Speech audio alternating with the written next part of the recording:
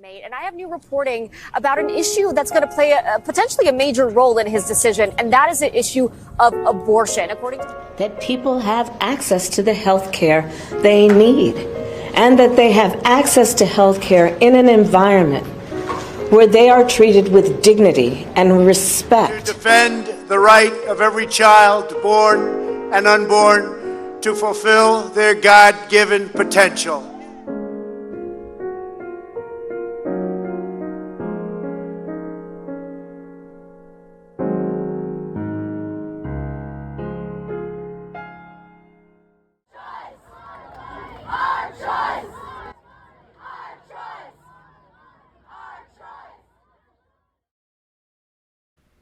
Today, abortion divides dinner tables across our country. The controversy around abortion is going to be one of the deciding factors in our upcoming elections.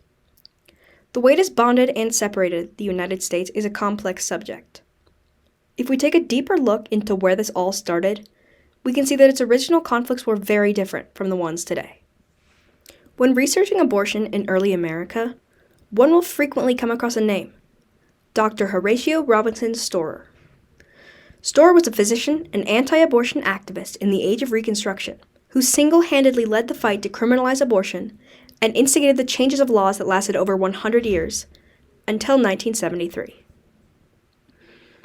Horatio Robinson Storer caused a major turning point in our history by prompting the criminalization of abortion and limiting women's rights. The Civil War.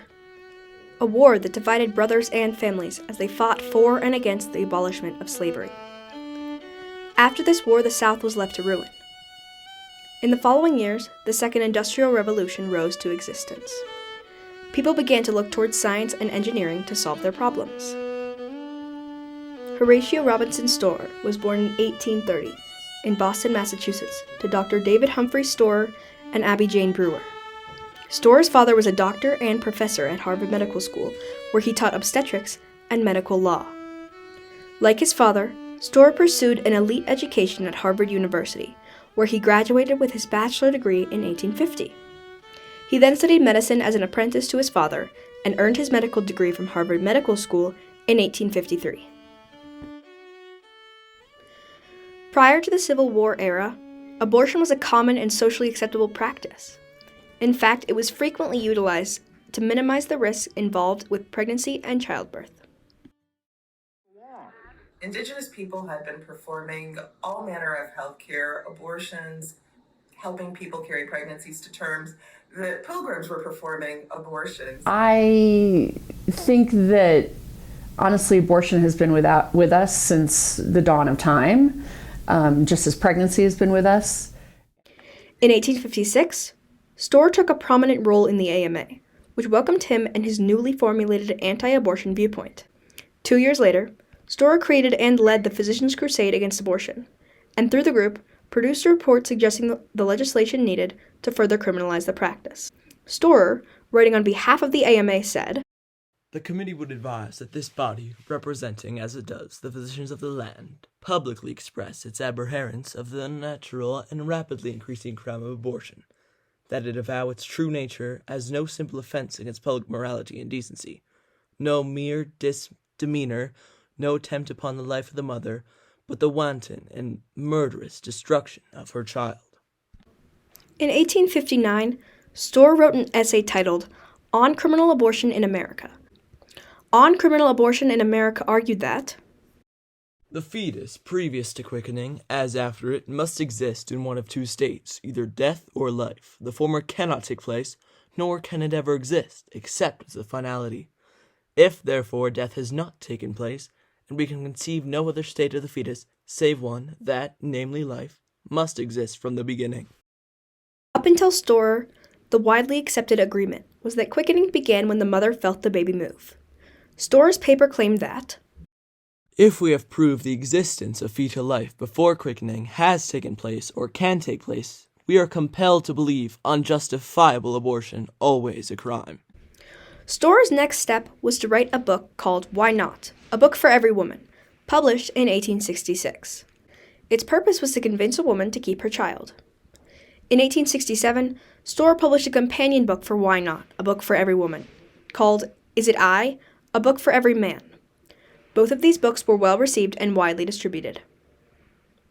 Storer was also motivated by racial and nationalist values. And so they connected a racist impact to that too, saying that white women needed to use their loins and go north, south, east, and west because of the potential browning of America. In response to a decreased birth rate and an influx of immigrants, Storer said, "Shall these regions be filled by our own children or by those of aliens? This is a question our women must answer. Upon their loins depends the future destiny of the nation."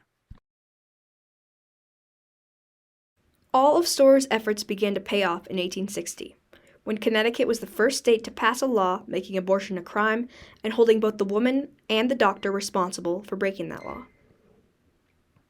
The punishment was up to 5 years in prison and a $1,000 fine, which is equivalent to $30,000 today.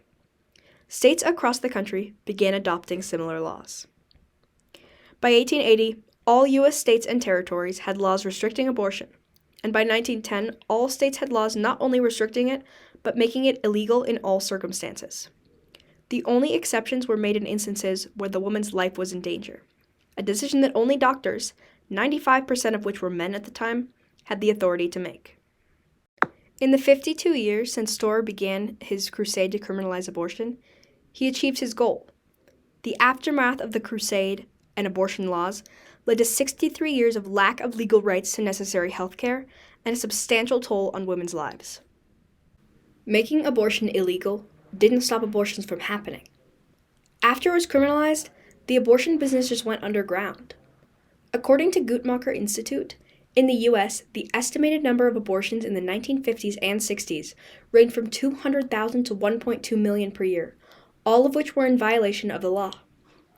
Self-induced, back-alley abortions were dangerous, though. Many women died from infections caused by them. In 1930, abortion was listed as the official cause of death for almost 2,700 women, which was nearly 1/5 of all maternal deaths recorded that year. These are only the recorded numbers, though. The actual death rate was most likely much higher. In 1973, the Supreme Court legalized abortion in the country within the first 2 months of pregnancy. This case was called Roe v. Wade and gave women the constitutional right to an abortion. It also protected a woman's right to choose abortion as an option. Front Public Health says, the decision reduced maternal mortality rates by 30 to 40% for people of color by securing access to safe and legal abortions.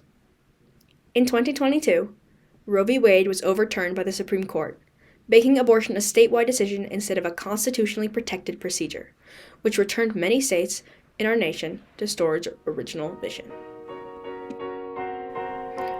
Abortion will be an issue in America forever.